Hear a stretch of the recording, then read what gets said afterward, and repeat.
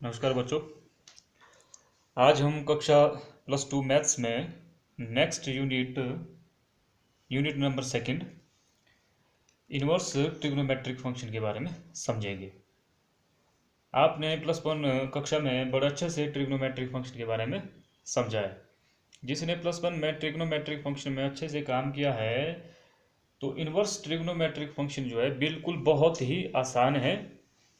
और ट्रिग्नोमेट्री के अगर आपने +1 में बहुत सारी एक्सरसाइज की है तो यहाँ पे बस छोटा सा कॉन्सेप्ट है और बहुत इजी है, इसलिए इसको ज़्यादा सीरियसली या फिर इस तरह से ये टफ नहीं लेना कि भाई अब जिस तरह के ट्रिग्नोमेट्रिक फंक्शन में कई बार बच्चे साइकोलॉजिकली इसको थोड़ा टफ लेते हैं। बहुत ही आसान है इनवर्स ट्रिग्नोमेट्रिक फंक्शन।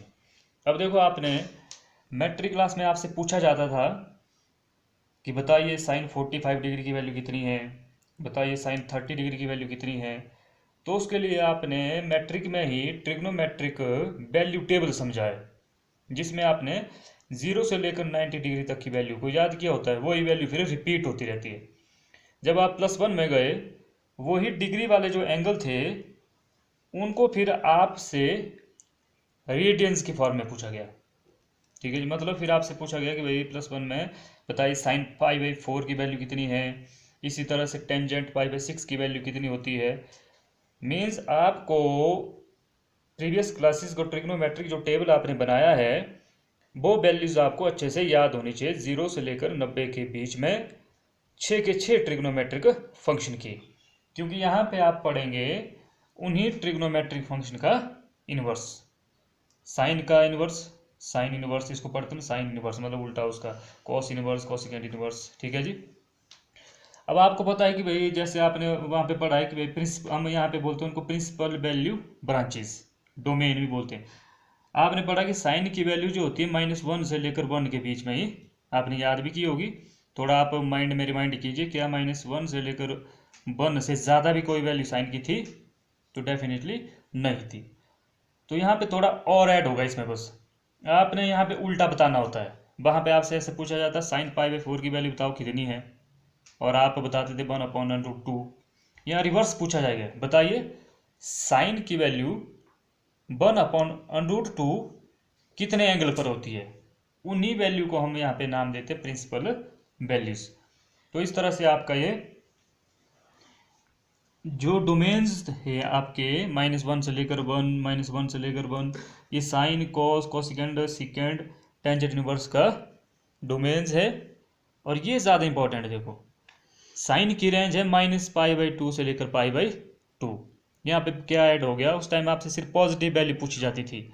यहाँ पे आपसे ऐसा भी पूछ सकते हैं, जैसे वहाँ पे आपसे पूछा गया कि भाई बताइए साइन π/6 की वैल्यू कितनी है, आप बोलते थे 1/2। यहाँ रिवर्स पूछ सकते हैं -1/2 साइन की वैल्यू कौन से एंगल पर होती है, उल्टा। तो अब बच्चे थोड़ा कंफ्यूज हो जाते हैं, उनको ये तो पता है कि 1/2 π/6 पे होता है, अब -1/2 पे कंफ्यूज रहते हैं। तो उसके लिए आपको ये रेंज याद करनी पड़ेगी। साइन की जो रेंज होती है वैल्यूज़ की, एंगल्स की, वो होती है -90 से लेकर 90।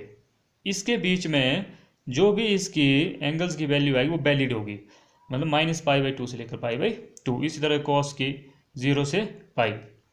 ठीक है जी। और आगे भी आपके पास और रेंजेस इसकी दी है। थोड़ा क्वेश्चन से इसको समझेंगे, आपको थोड़ा टेबल से थोड़ा अजीब लगेगा, समझने में दिक्कत होगी, लेकिन जब आप एक्सरसाइज करेंगे तो आपको बहुत इजी लगेगा। जैसे आपके पास है एक्सरसाइज 2.1 में क्वेश्चन है, किस तरह क्वेश्चन आएगा, और एग्जाम में 100% 1 मार्क्स के लिए ये क्वेश्चन आएगा। आपसे पूछा गया है फाइंड द प्रिंसिपल वैल्यू।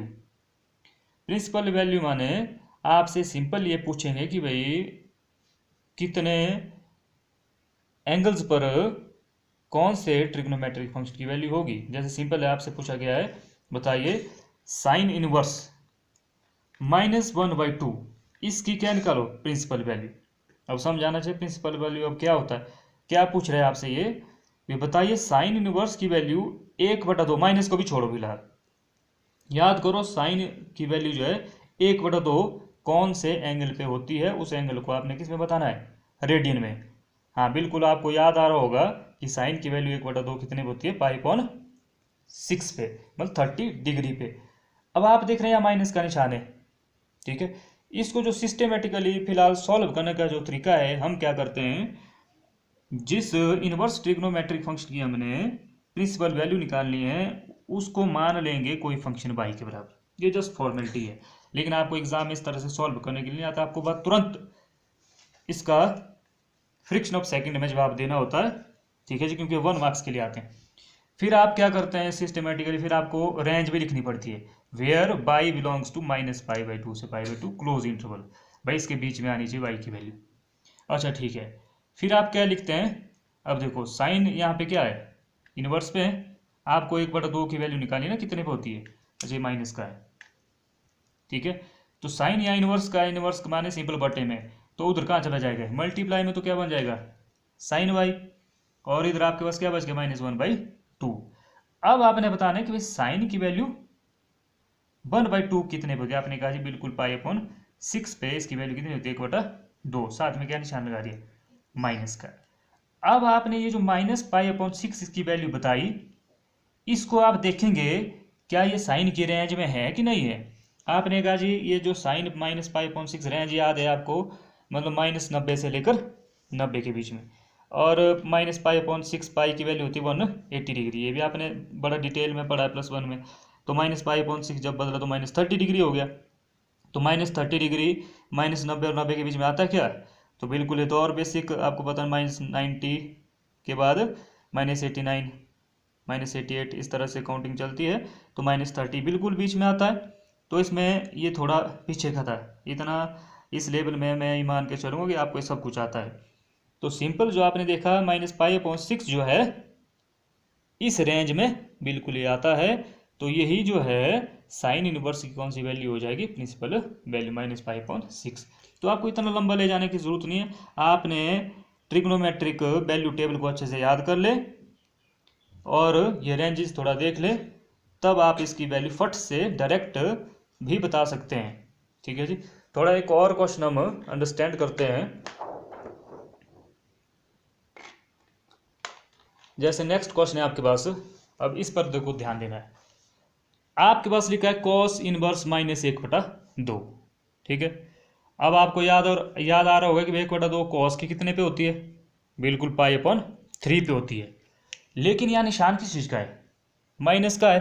तो सिस्टमेटिकल तो आप ऐसे लिखते लेट y = cos इनवर्स -1/2, और जो कॉस की रेंज होती है, यहाँ आपको सोचने वाली बात है, देखो कॉस की रेंज में सारी वैल्यू कैसे आती है, प्लस वाली, देखो 0 to 180, माइनस का निशान तो नहीं है, सारी वैल्यू क्या आती है, प्लस वाली।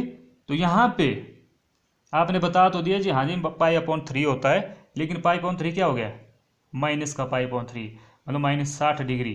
क्या माइनस की वैल्यू आएगी प्लस की वैल्यू के बीच में, बिल्कुल नहीं आएगी।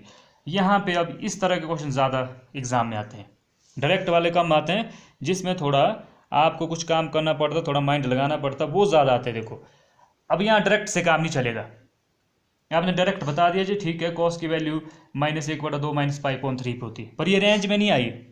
तो इसको रेंज में लाने के लिए आपको क्या करना पड़ेगा, गिवन वैल्यू को पाई में क्या करना पड़ेगा, माइनस।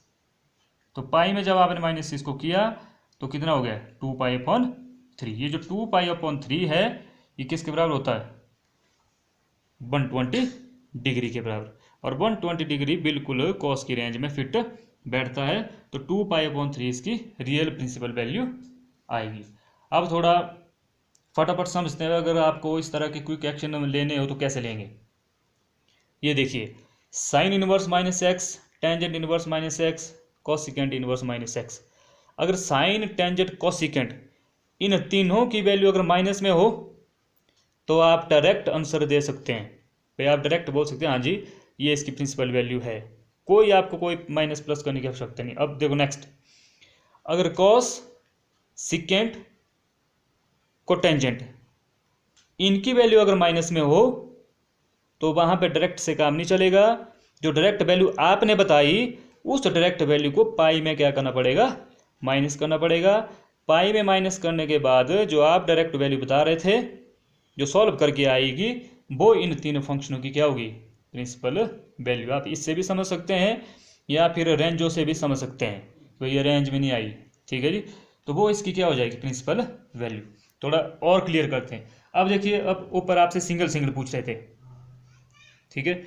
इस क्वेश्चन को देखिए, अब एग्जाम में कई बार आता है। आपको लिखा है टेंजेंट इनवर्स √3, ठीक है। फिर नेक्स्ट है minus secant inverse minus √2 is equal to, option में है ए, क्या पाई इसका आंसर है, क्या माइनस पाई/3 इसका आंसर है, क्या पाई/3 इसका आंसर है, या फिर 2 पाई/3 इसका आंसर है। अब आप ऊपर वाला प्रोसेस नहीं अपना सकते ऐसा लंबा। अब आपको अपना वो क्विकली, आपको पता टेंजेंट इनवर्स में कोई दिक्कत नहीं है, √3 सीधा बोलेगा आप कितने पे होती है, पाई/3 पे √3 वैल्यू लिख दिया। उसके बाद नेक्स्ट क्या निशान है, माइनस का। अब सेकेंड की वैल्यू 2 कितने पे होती है, 2 भी कितने पे होती है, पाई/3 पे होती है, लेकिन वो पाई/3 किस चीज़ का आ गया, माइनस का आ गया, ठीक है जी। तो इस वैल्यू को आपको कितने में से माइनस करना पड़ेगा, पाई में माइनस करना पड़ेगा, क्योंकि डायरेक्ट इसकी वैल्यू नहीं चलेगी, ठीक है। इसकी जो रेंज है वो भी प्लस में सारी। तो ये हो गया आपका पाई माइनस पाई/3। जब इसको सॉल्व किया तो इसको सॉल्व किया कितना आ गया, 2 पाई/3। पाई/3 में से 2 पाई/3 को किया माइनस, सॉल्व करके आपको कितना मिला, माइनस पाई/3। तो इसका सही ऑप्शन कौन होगा, आंसर बी। तो इसलिए सिंपल है, जब भी आपको प्रिंसिपल वैल्यू पूछी है तो आप क्या ध्यान देंगे, पहले तो ट्रिग्नोमेट्रिक वैल्यू टेबल को अच्छे से याद कर ले। ट्रिग्नोमेट्रिक वैल्यू टेबल अगर आपको याद है, उसके बाद थोड़ा सा ऐड करना है आपको कि जब प्रिंसिपल वैल्यू आपसे जो पूछी है, अब उल्टा पूछा है आपसे और कुछ नहीं है भाई, 1/2 √3 बताइए कौन से एंगल पे होती है, इस तरह का क्वेश्चन वही प्रिंसिपल वैल्यू होगी। उसमें सिर्फ आपको रेंज का ध्यान रखना है। उसमें भी हमने बताया आपको शॉर्टकट भी, कॉस सीकेंट कोटेंजेंट। अगर इनकी वैल्यू माइनस में होगी, जो आप इनका डायरेक्ट आंसर देंगे, उस डायरेक्ट वैल्यू को आप पाई में क्या करेंगे, माइनस करेंगे, फिर वो वैल्यू क्या आ जाएगी, रेंज में। साइन टेंजेंट कोसिकेंट इन तीनों में कोई दिक्कत नहीं है, जो भी वैल्यू इनकी माइनस में होगी, आप डायरेक्ट जो है, जैसे ही आपने ट्रिग्नोमेट्रिक वैल्यू टेबल याद किया वैसा ही डायरेक्ट आंसर होगा, वो इसकी क्या होगी, प्रिंसिपल वैल्यू होगी। तो होमवर्क के लिए आपके पास एक्सरसाइज 2.1 रहेगी, उसके जितने भी सारे क्वेश्चन है वो आप खुद सॉल्व करने की प्रैक्टिस करेंगे, ठीक है जी। Thank you very much.